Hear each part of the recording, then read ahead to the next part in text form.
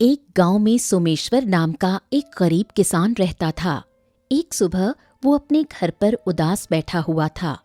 तभी उसकी बहन धनश्री उसके पास आई। क्या हुआ भैया, सुबह सुबह देख रही हूँ मुंह लटकाए बैठे हो, आखिर किस चिंता में हो? सोमेश्वर ने धनश्री की ओर देखा। अरे जैसे जैसे तेरी शादी के दिन नजदीक आते जा रहे हैं, मेरी चिंता बढ़ती जा रही है।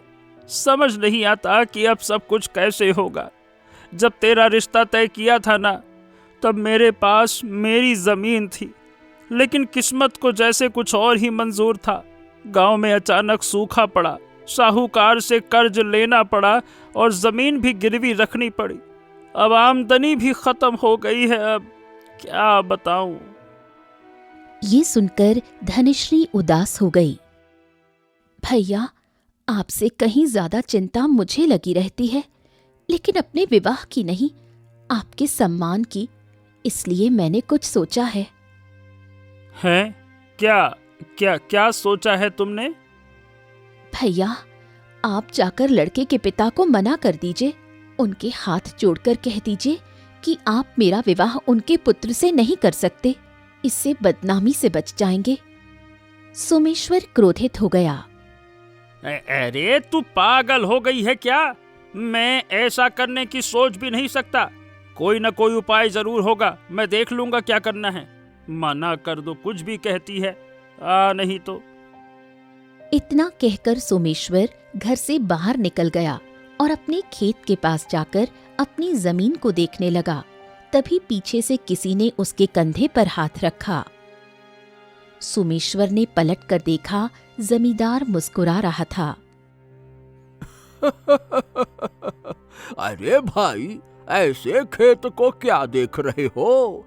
तुम्हारा ही खेत है। मैंने इस पर कोई कब्जा थोड़ी किया है। बस जो कर्ज तुमने लिया था, उसी के बदले ये जमीन मेरे पास गिरवी रखी है। ये भैया, कर्ज चुका दो और अपना खेत वापस ले लो, बस। ये कहकर जमींदार वहां से चला गया।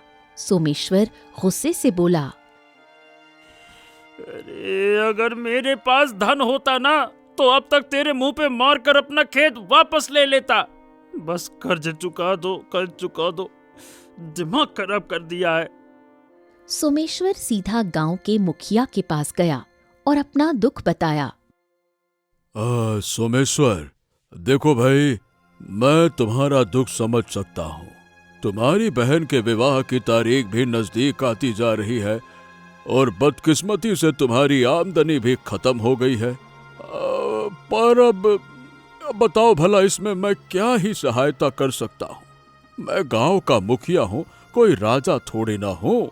अच्छा ठीक है, इतना दुखी ना हो। अब देखो, मैं तुम्हें एक सलाह दे सकता हूँ, ये तुम्हारे काम आ जाएगी। बताइए, कैसी सलाह मुखिया जी? चाहे कितनी भी भारी विपत्ति आए, ईश्वर से उम्मीद कभी मत छोड़ना। विश्वास रखना कि सब कुछ ठीक हो जाएगा, है ना? सोमेश्वर मुस्कुराया। वाह वाह वाह वाह वाह, इतनी अच्छी सलाह के लिए बहुत बहुत धन्यवाद मुखिया जी, बहुत बहुत धन्यवाद। इतना कहकर सोमेश्वर वहां से चला गया। उधर राजा पृथ्वीराज अपने महल के सुंदर बगीचे में खड़ा था। बगीचे में तरह तरह के रंग बिरंगे फूल खिले थे, जिनकी सुगंध मन को भा रही थी। राजा ने एक फूल तोड़ा। वाह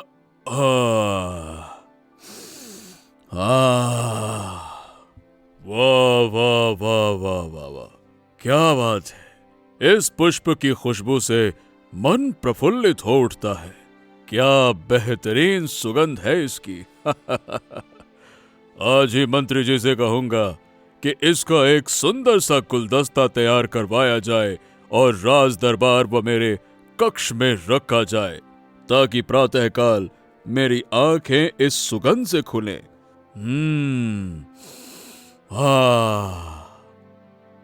तभी मंत्री वहां आ गया।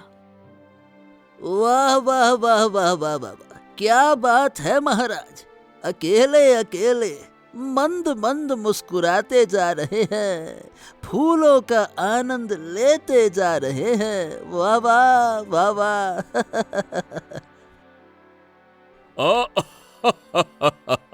आइए आइए आइए मंत्री जी आइए, ये देखिए कितना सुंदर पुष्प है।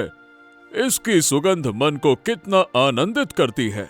मैं चाहता हूं कि आज ही इन फूलों का एक बहुत सुंदर सा गुलदस्ता तैयार करवाइए। इसे दरबार में भी रखें और मेरे कक्ष में भी।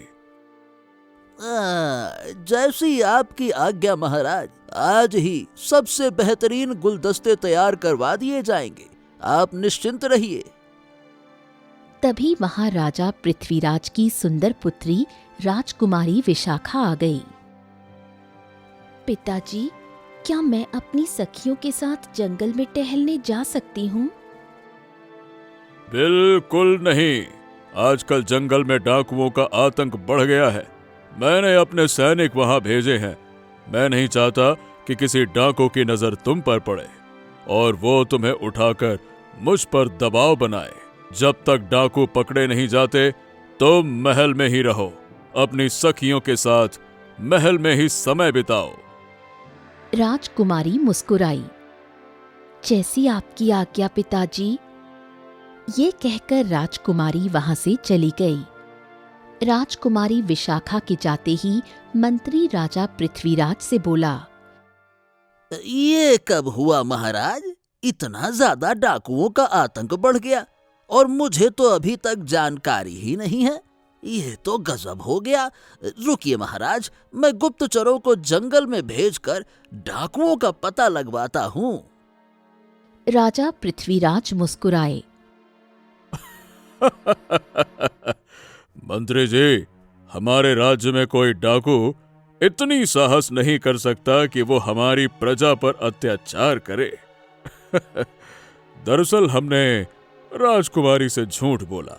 हम नहीं चाहते कि राजकुमारी अपनी सखियों के साथ जंगल जाए और किसी मुसीबत का शिकार बने। आप समझे ना? मंत्री मुस्कुराया। वाह वाह वाह वाह वाह वाह वाह। मुझे वैसे तो पहले ही आप पर शक हो गया था, लेकिन राजकुमारी को देखकर मेरे मन में एक विचार आया है। आपकी आज्ञा हो तो मैं वो विचार आपके सामने प्रस्तुत करूं। हाँ हाँ हाँ, बिल्कुल मंत्री जी, हम आपकी बात सुनना चाहते हैं। राजकुमारी को देखकर आपके मन में क्या नया विचार आया है, बताइए। बात ये है महाराज कि राजकुमारी विशाखा अब हो गई हैं जवान और बहुत सुंदर भी हैं, साक्षात लक्ष्मी का रूप हैं। मेरा मानना है कि अब उनके लिए अच्छे वर की तलाश शुरू करनी चाहिए। यदि आप कहें तो मैं पड़ोसी राज्यों के राजकुमारों से राजकुमारी के विवाह की बात शुरू कर दूं।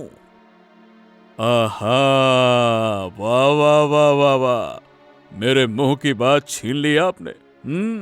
काफी समय से हमारे मन में भी यही विचार चल रहा था मंत्री जी, लेकिन आप जानते हैं कि मुझे अपने घोड़ों से कितना प्रेम है। मंत्री चौंक गया। महाराज, राजकुमारी के विवाह में ये घोड़े की बात कहां से आ गई? ये क्या चक्कर है? सुनिए, कुछ दिनों पहले मैं अपने घोड़ों के साथ जंगल गया था। मेरे 3 घोड़े जंगल में खो गए। यदि कोई भी उन घोड़ों को राजमहल में वापस लेकर आएगा तो मैं अपनी पुत्री का हाथ सिर्फ उसी को सौंपूंगा। मंत्री आश्चर्य से भर गया। आहा, महाराज, आपके घोड़ों के प्रेम के बारे में तो पूरा राज्य जानता है, लेकिन क्या ये शर्त केवल राजकुमारों पर लागू होगी या फिर आम जनता पर भी? चाहे कोई राजकुमार हो या मेरी प्रजा का साधारण व्यक्ति ही क्यों ना हो, अगर वो मेरी 3 घोड़े वापस लेकर आएगा तो मैं अपनी पुत्री का विवाह उसी से कर दूंगा। ये हुई ना बात। तो ठीक है, वैसे आपके पास कई अच्छी नस्ल के घोड़े हैं, उनके रंग भी अलग अलग हैं, तो क्या आप अपने घोड़ों की पहचान बताएंगे महाराज? हाँ, बिल्कुल। मैं उनकी रंग तो नहीं बता सकता, लेकिन इतना अवश्य बता सकता हूं कि मेरे घोड़े स्वयं बताएंगे, वो भी चांदनी रात के दिन के उजाले में, कि वो मेरे ही घोड़े हैं, और जो भी उन्हें पहचान ले वो राजकुमारी से विवाह कर ले जाएगा। मंत्री चौंक गया। वाह वाह वाह महाराज, आपने तो कमाल कर दिया। राजकुमारी के विवाह को एक पहेली बना दिया। अब देखिए, जो पहेली सुलझाएगा वो शादी का लड्डू खाएगा। खाएगा, बिल्कुल सही कहा। और हाँ, ये पहेली ही मेरी पुत्री से विवाह करने की चुनौती है। चलिए, हम तो चले इस फूल की सुगंध लेने। इतना कहकर राजा पृथ्वीराज वहां से चले गए। महाराज भी महाराज हैं, बड़ी विचित्र शर्त रख दी मजाक मजाक में। खैर, मुझे नहीं लगता कि कोई भी राजकुमारी को पाने के लिए इन पहेलियों को हल कर पाएगा। चलो देखते हैं भविष्य के गर्भ में क्या छिपा है। राजकुमारी का राजकुमार, राजकुमारी के लिए कोई राजकुमार, या राजकुमारी के भविष्य में है अंधकार। मंत्री ने पूरे राज्य और पड़ोसी राज्यों में ऐलान करवा दिया। पड़ोसी राज्य का राजा भैरव अपने सिंहासन पर बैठा था। तभी उसका पुत्र राजकुमार धीरज वहां आया। राजा भैरव ने मजाक उड़ाते हुए कहा, घोड़े ढूंढो और राजकुमारी से विवाह करो, ये क्या बात हुई? क्यों, क्या तुमने हमारे पड़ोसी राज्य के मूर्ख राजा पृथ्वीराज का ऐलान सुना? उसके घोड़े जंगल में लापता हो गए हैं और शर्त ये रखी है कि जो उन्हें वापस लाएगा उसी से उसकी पुत्री का विवाह होगा। राजकुमार धीरज हंस पड़ा। हाँ पिताजी, मैंने भी ये मूर्खतापूर्ण आदेश सुना। विश्वास कीजिए, उनकी पुत्री जीवन भर कुंवारी रहेगी। कौन घोड़े ढूंढेगा? और उन्होंने घोड़े के रंग भी नहीं बताए। और इतना बड़ा जंगल, और ऊपर से एक विचित्र पहेली की वो घोड़े चांदनी रात के दिन के उजाले में खुद बताएंगे कि वो राजा पृथ्वीराज के हैं। वाह वाह वाह वाह वाह, ये तो सपनों सी बातें लगती है। अब आप बताइए भला, क्या घोड़े कभी बातें करते हैं क्या? ये सुनकर राजा भैरव और उसके दरबारी हंसने लगे। कुछ ही दिनों में राजा पृथ्वीराज का मजाक पड़ोसी राज्यों में फैल गया, लेकिन राजा पृथ्वीराज ने किसी की परवाह नहीं की। एक दिन राजा पृथ्वीराज ने अपने मंत्री से कहा, मंत्री जी, ये बताइए कि अभी तक कोई भी राजकुमार हमारी शर्त पूरी करने के लिए आगे आया कि नहीं आया? महाराज, जब आपने मुझे आदेश दिया था तभी मुझे अंदेशा तो हो गया था कि शायद ही कोई राजकुमार इस शर्त को पूरा करे। राजा पृथ्वीराज गंभीर हो गया। तो क्या कोई साधारण व्यक्ति भी नहीं है जो राजकुमारी से विवाह करना चाहे? अब महाराज, हर युवा राजकुमारी से विवाह तो करना चाहता है, लेकिन आपकी शर्त और पहेली इतनी विचित्र है कि कोई भी साहस नहीं कर पा रहा। राजा पृथ्वीराज कुछ नहीं बोला और गंभीर सोच में डूब गया। राजा पृथ्वीराज के राज्य में धनराज नाम का एक व्यापारी अपने मित्र सोहन राज के साथ बैठा था। क्यों भाई सोहन, तुमने हमारे राजा पृथ्वीराज का ऐलान सुना? उसके 3 घोड़े गायब हो गए हैं और जो भी उन घोड़ों को वापस लेकर आएगा, राजा पृथ्वीराज अपनी पुत्री राजकुमारी विशाखा का विवाह उसी से कर देंगे।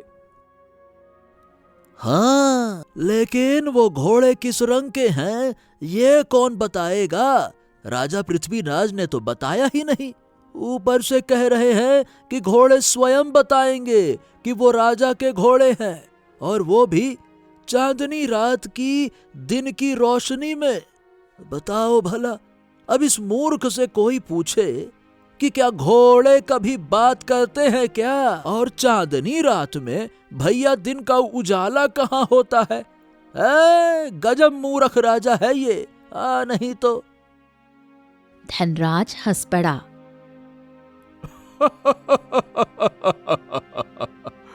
अरे सोहन, असल में मूर्ख तो तुम हो। ऐसे कोई घोड़े हैं ही नहीं। परंतु अब तुम देखना मैं क्या करता हूं। क्या करोगे तुम? चलो, मैं तुम्हें कुछ दिखाता हूं।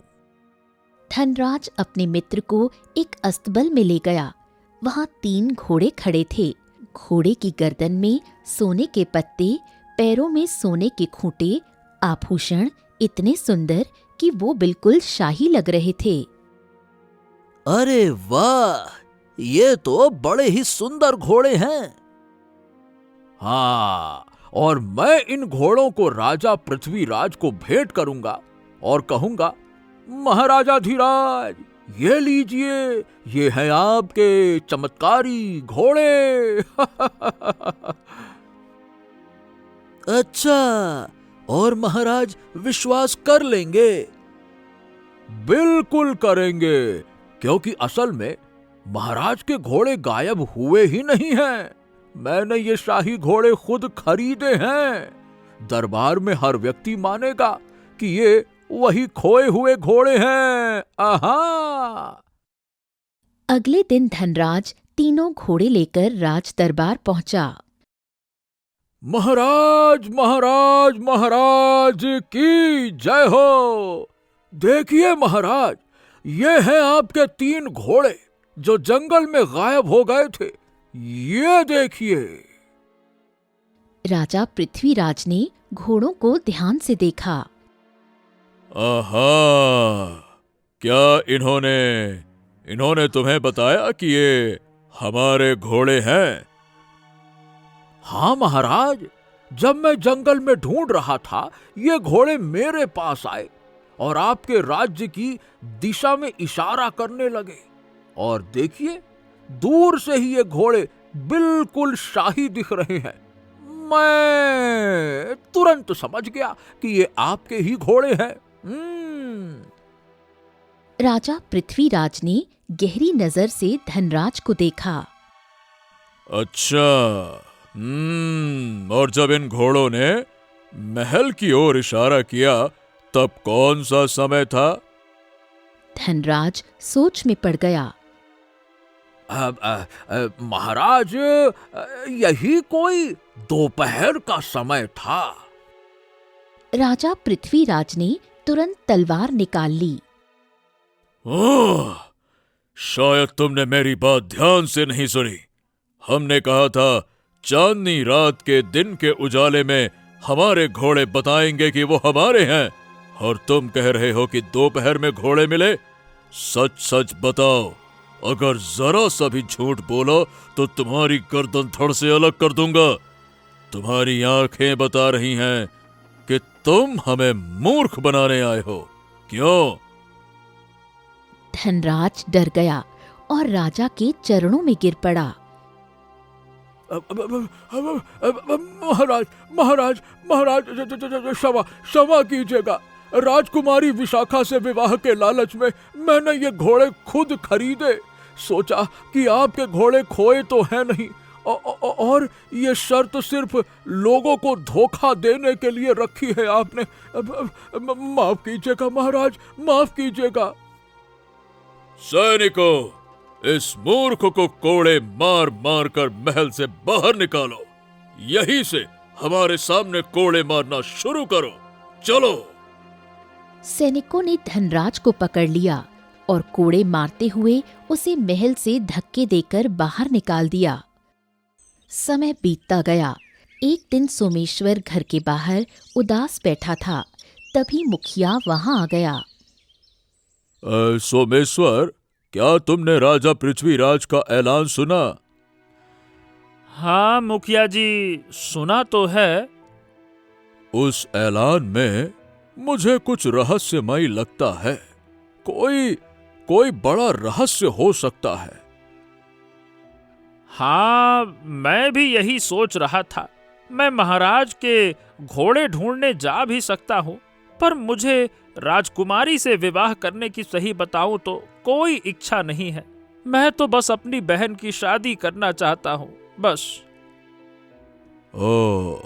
तो फिर एक बार महाराज से मिलो और अपनी इच्छा बता दो। लेकिन याद रखना, सोच समझ कर फैसला करना, ठीक है? क्योंकि राजा पृथ्वीराज जितना दयालु है उतना ही क्रूर भी है। अगर तुम घोड़े ढूंढ कर ना ला सके तो वो तुम्हें कारागार में डाल सकता है। चलो, मैं चलता हूं। ये कहकर मुखिया चला गया। अगले दिन सोमेश्वर राज दरबार पहुंचा।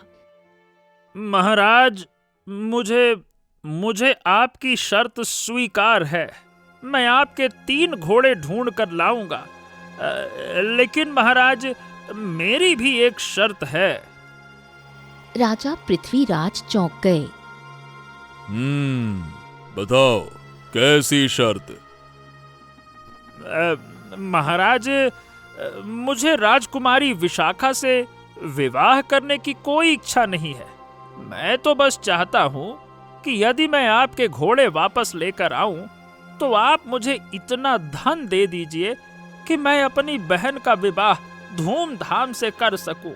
क्या है कि सूखे के कारण मेरे पास धन खत्म हो गया है और मेरी जमीन भी साहूकार के पास गिरवी रखी है महाराज। ओह, ठीक है। यदि तुम हमारे 3 घोड़ों को ढूंढकर सही सलामत लेकर आते हो तो हम तुम्हें 1 लाख सोने के सिक्के देंगे और साथ ही अपनी पुत्री का विवाह भी तुमसे कर देंगे। ठीक है? स्वीकार है तो बोलो। हाँ, स्वीकार है। मुझे तो बस केवल 3 दिन का समय दीजिए। 3 दिन के भीतर आपके घोड़े इसी महल में खड़े होंगे महाराज। सोमेश्वर मुस्कुराता हुआ घर लौटा और जंगल जाने की तैयारी में जुट गया। सोमेश्वर जंगल जाने की तैयारी कर रहा था। तभी उसकी बहन धनश्री उसके पास आई। भैया, आप कहाँ जाने की तैयारी कर रहे हैं? सोमेश्वर ने सारी घटना धनश्री को बताई। भैया, क्या आप पागल हो गए हैं? आप राजा पृथ्वीराज के घोड़े जंगल में कैसे ढूंढेंगे? सोमेश्वर रहस्यमय अंदाज में धनश्री को देखने लगा। ऐसा है धनश्री कि महाराज कोई मूर्ख नहीं है। उन्होंने यदि ऐसा कहा है तो इसके पीछे जरूर कोई सच्चाई होगी।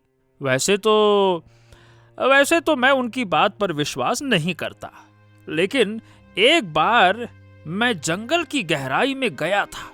रास्ता भटक गया था और इत्तेफाक से उस दिन चांदनी रात थी और मैंने देखा कि जंगल की गहराई चांदनी रात में दिन के उजाले की तरह लगती है। अय हाय हाय, क्या खूबसूरत! तो इसका मतलब महाराज के घोड़े इसी जंगल की गहराई में कहीं होंगे। अब बाकी बात तो वहां जाकर पता चलेगी। चलो, मैं निकलता हूं। इतना कहकर सोमेश्वर वहां से निकल गया। दोपहर तक सोमेश्वर एक नदी के पास पहुंचा। इसी नदी के उस पार जंगल की गहराई का रास्ता है। सोमेश्वर तुरंत नदी में कूद गया और नदी पार करके जंगल की गहराई में पहुंचा। रात हो चुकी थी। वो आराम के लिए किसी वृक्ष की तलाश करने लगा। तभी उसकी नजर एक बहुत बड़े, विचित्र और हजारों वर्षों पुराने वृक्ष पर पड़ी। ये वृक्ष तो बड़ा ही अजीब लगता है।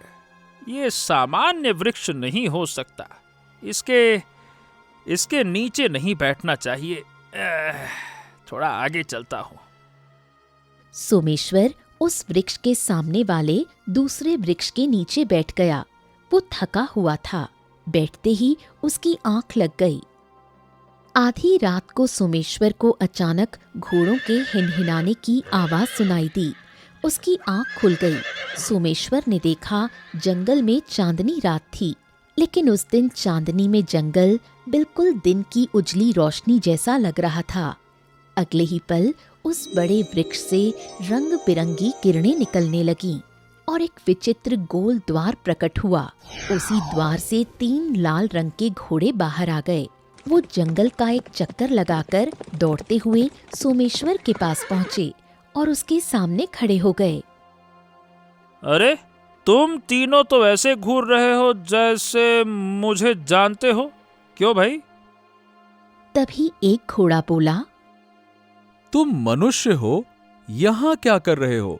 डर की वजह से यहाँ कोई नहीं आता। बात यह है कि मैं राजा पृथ्वीराज के 3 घोड़ों को ढूंढने आया हूँ। ओह, हम ही राजा पृथ्वीराज के घोड़े हैं। सोमेश्वर चौंक गया। उसने आसमान की ओर देखा और कहा, हाँ, हाँ, राजा पृथ्वीराज की पहेली बिल्कुल सही थी। चांदनी रात के उजाले में घोड़े स्वयं बताएंगे कि वो उसके घोड़े हैं। वाह वाह वाह वाह वाह वाह। अच्छा ठीक है, तो फिर तुम्हें मेरे साथ चलना होगा। हम तुम्हारे साथ नहीं जा सकते। इस वृक्ष के अंदर एक मायावी गुफा है। उस गुफा में एक राक्षस रहता है। उसने अपनी जादुई शक्ति से हम तीनों को कैद किया हुआ है। ओह, और ये बताइए उसका अंत कैसे होगा? वो राक्षस बहुत बुद्धिमान है। उसे अपनी बुद्धि पर बहुत घमंड है। तुम्हें उसकी बुद्धि को चुनौती देनी होगी। वो तुमसे एक पहेली पूछेगा। अगर तुमने सही उत्तर दिया, वो राक्षस जलकर राख हो जाएगा। अगर उत्तर गलत दिया तो तुम खुद जलकर राख हो जाओगे या जीवन भर उसी गुफा में कैद रहोगे। बोलो, स्वीकार है? अब जब यहां आ ही गया हूं तो वापस नहीं जा सकता। मतलब ओखली में सर डाल ही दिया है तो मूसर से क्या डरना। स्वीकार है मुझको। ठीक है।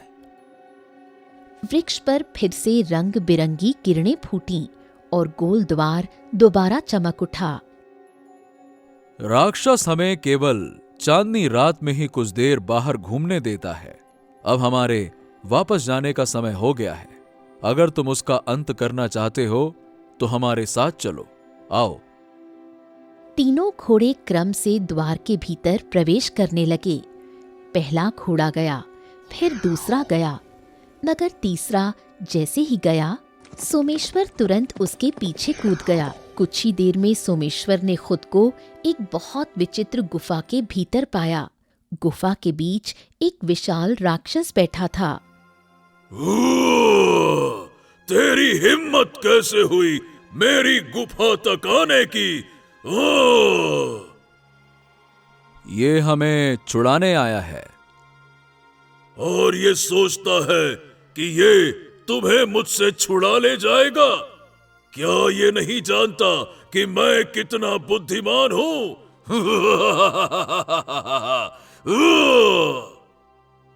सोमेश्वर राक्षस की आंखों में देखते हुए बोला, मैं तुम्हें बुद्धिमानी की चुनौती देना चाहता हूं। राक्षस खड़ा हो गया।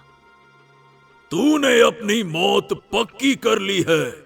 मैं तुझसे एक पहेली पूछूंगा, अगर तू उसका सही सही उत्तर दे पाया तो ये घोड़े तेरे, अगर नहीं तो तू हमेशा के लिए मेरा गुलाम बन जाएगा। हाँ हाँ, मुझे स्वीकार है। राक्षस कुछ देर गहरी सोच में डूब गया। फिर उसने सोमेश्वर से कहा, मैं वो चीज हूं जो हर व्यक्ति चाहता है, जो मिले तो बढ़ती है, जो बांट दे तो दुगनी हो जाती है, और जिसे खो दो तो जीना बेकार लगता है। बताओ मैं कौन हूं? पहेली सुनते ही तीनों घोड़े भी डर गए। गुफा में भयानक खामोशी छा गई, लेकिन सोमेश्वर मुस्कुराया। इस पहेली का इस पहेली का उत्तर है आशा।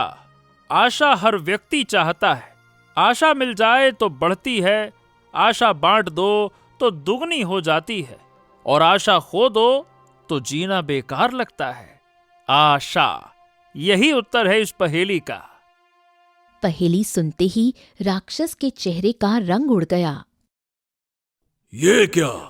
तू तू तू तो वास्तव में मुझसे भी अधिक बुद्धिमान है। हाँ, ये कैसे? नहीं नहीं नहीं नहीं नहीं नहीं नहीं।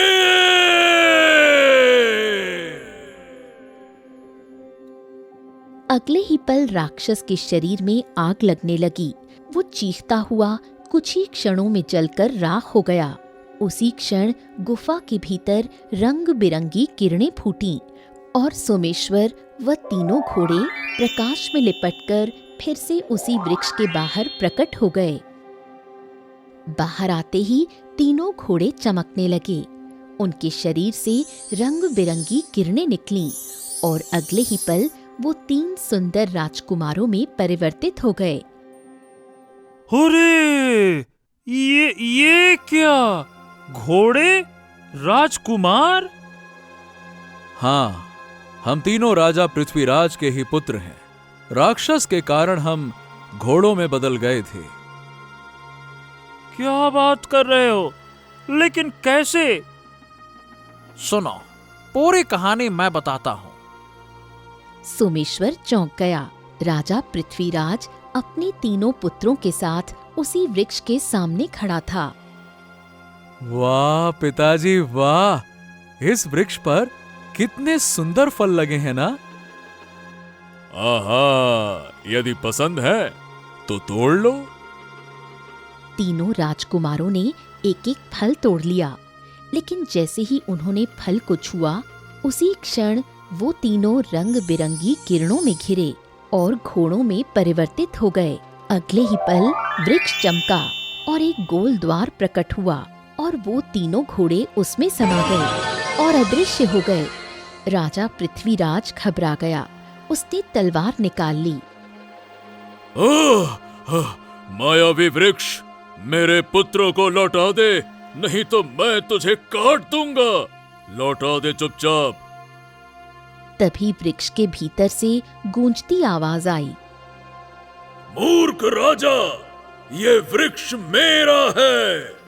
ये वही मायावी वृक्ष है जिस पर हजारों साल से एक राक्षस का शासन है। हाँ हाँ, सुना तो था, पर लगा था कि ये सिर्फ कहानी है। तेरे पुत्रों ने मेरे जादुई फल खाए, अब वो श्रापित होकर घोड़े बन गए हैं। वो इस मायावी गुफा में कैद रहेंगे। उन्हें केवल चांदनी रात के दिन जैसे उजाले में थोड़ी देर के लिए बाहर आने की अनुमति होगी। अगर तूने अपने पुत्रों की घोड़े बनने वाली बात किसी को बताई या इस मायावी वृक्ष के बारे में kiसी को बताया, तो मैं तेरे पुत्रों को नष्ट कर दूंगा।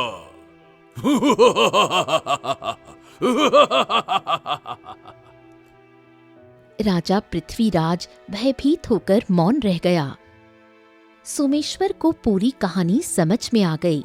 वो तीनों राजकुमारों को लेकर राज दरबार पहुंचा। तीनों पुत्रों को देखकर राजा पृथ्वीराज की आंखों में आंसू आ गए।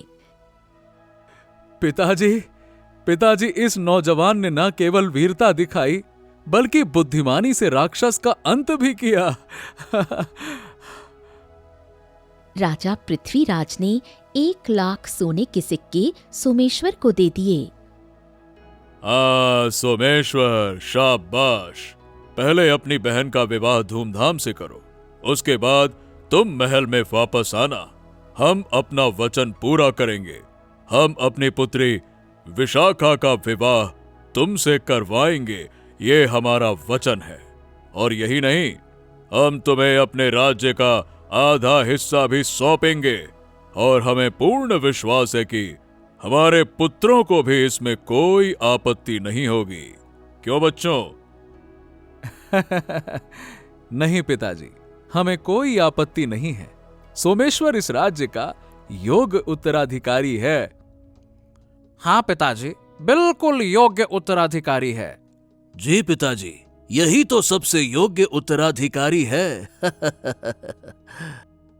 सोमेश्वर खुशी के आंसुओं से भर गया। 1,00,000 सोने के सिक्के लेकर घर लौटा और अपनी बहन धनश्री का विवाह भव्य तरीके से किया। कुछ दिनों बाद एक सैनिक सोमेश्वर को बुलाने आया। सोमेश्वर हमेशा के लिए महल चला गया। राजकुमारी विशाखा का विवाह सोमेश्वर से संपन्न हुआ। सोमेश्वर राजा पृथ्वीराज के आधे राज्य का शासक बन गया।